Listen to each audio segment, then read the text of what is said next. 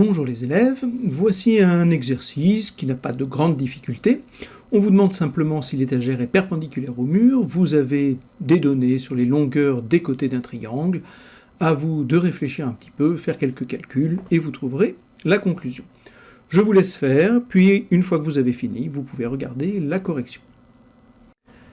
Alors, pour traiter cet exercice, évidemment, notre objectif, ça va être de savoir s'il y a bien un angle droit ici ou pas. S'il y a un angle droit, alors l'étagère est perpendiculaire au mur, sinon, elle ne le sera pas.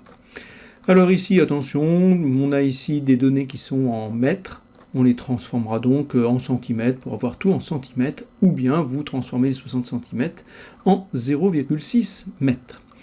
Alors, pour refaire cet exercice, on va d'abord regarder si l'égalité de Pythagore est vérifiée. Pour cela, on doit d'abord repérer dans notre triangle ABC quel est le côté le plus long. Ici, le côté le plus long, c'est bien sûr BC.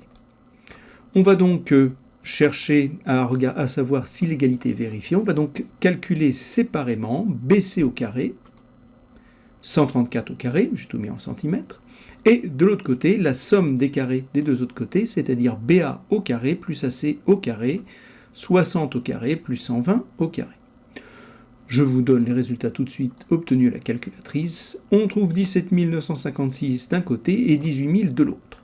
L'écart n'est pas énorme, mais il fait que le triangle n'est pas rectangle, on n'a pas l'égalité.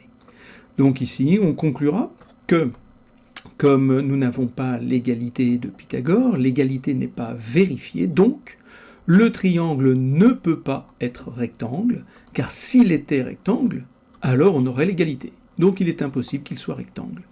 S'il est impossible qu'il soit rectangle, ça veut dire qu'il ne l'est pas. Conclusion finale de l'exercice, l'étagère n'est pas perpendiculaire au mur.